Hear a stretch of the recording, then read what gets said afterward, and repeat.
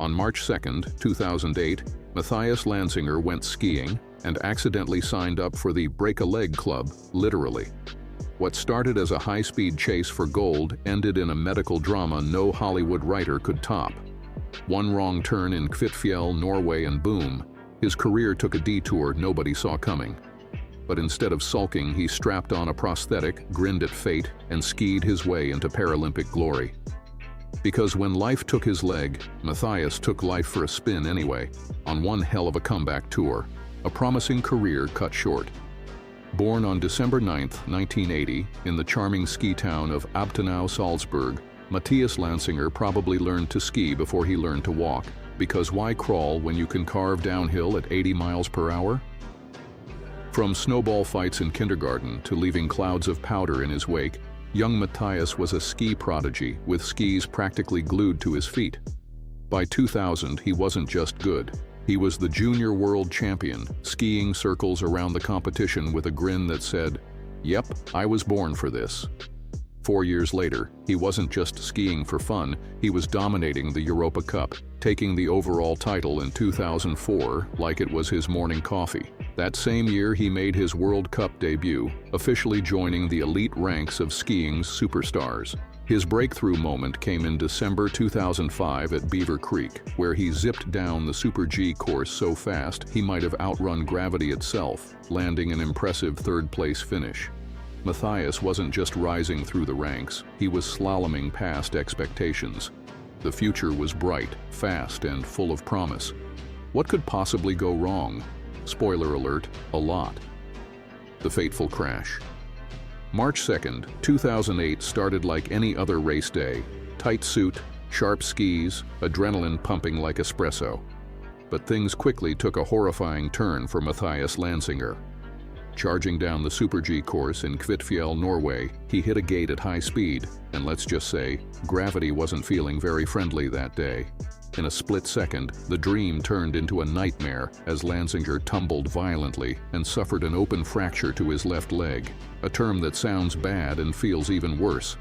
Now, ski bindings are supposed to pop off to save your legs, but in a cruel twist of irony, Lanzinger's bindings stuck like clingy X's, refusing to let go. Add in delayed medical response, some questionable logistics, like being airlifted after hours, and you had the makings of a full-blown disaster on ice. Surgeons did what they could, multiple operations, desperate attempts to restore blood flow, but the damage was too severe. On March 4, 2008, just 2 days after the crash, doctors made the gut-wrenching call: amputate the lower left leg to save the man. And just like that, one of alpine skiing's rising stars saw his career and his limb cut short. But don't count him out yet, because Mathias wasn't finished with the mountain, not by a long shot. Controversy and legal action. If you thought Lanzinger's crash was dramatic, wait until you hear about the aftermath. As the skiing world reeled from the accident, a snowstorm of criticism hit the organizers like an avalanche. Spectators and experts alike asked the million-dollar question: where was the emergency response team on a coffee break? Delays in treatment, questionable decision-making, and ski bindings that behaved more like ankle cuffs all contributed to a chorus of outrage. The spotlight shifted from the slopes to the courtroom as journalists, fans, and medical watchdogs began pointing fingers.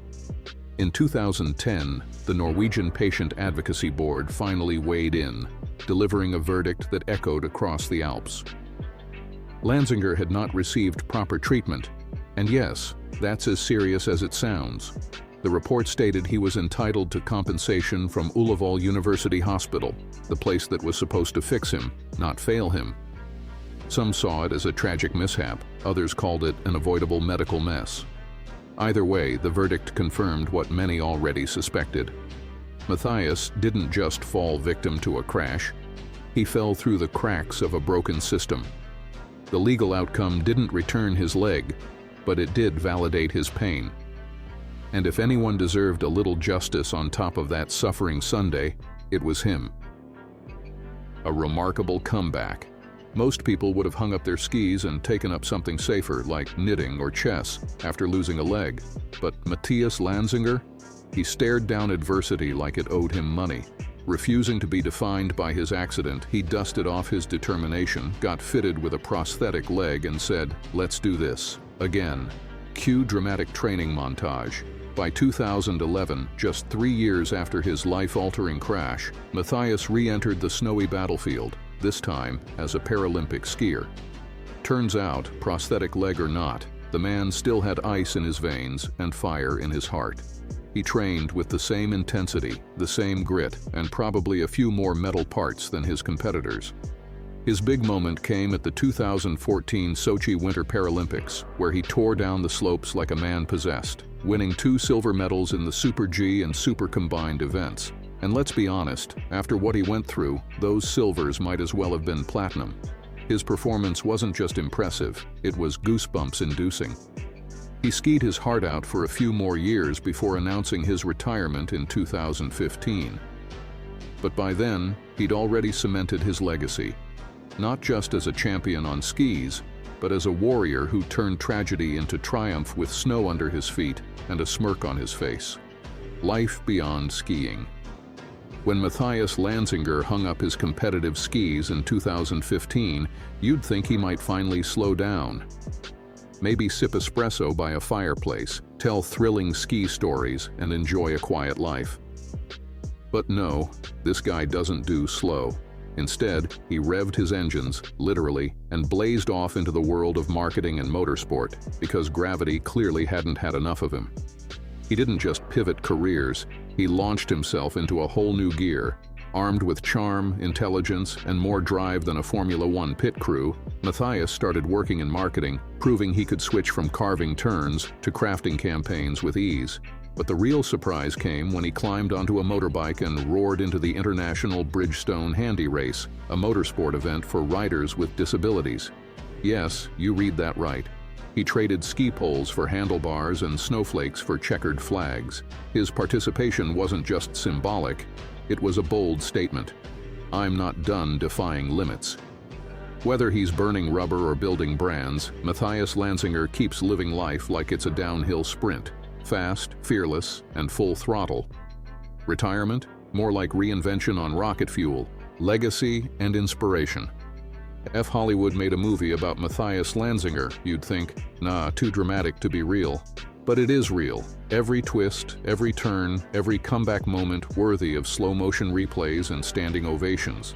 His journey from snapping a leg on an icy slope to standing on a Paralympic podium is the kind of story that makes motivational posters jealous.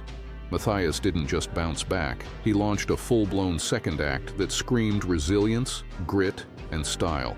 He became living proof that you can hit rock bottom and still launch yourself into greatness, with or without all your limbs attached.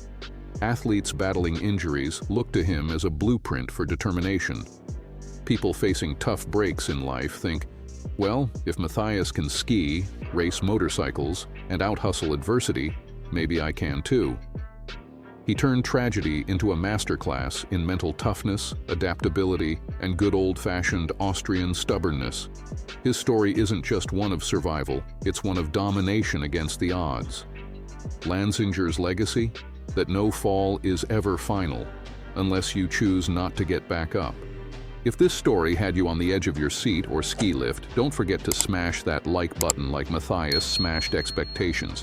Hit subscribe for more jaw-dropping tales of grit, guts, and glory. And ring that bell because you never know when life will throw a curveball or a ski gate your way.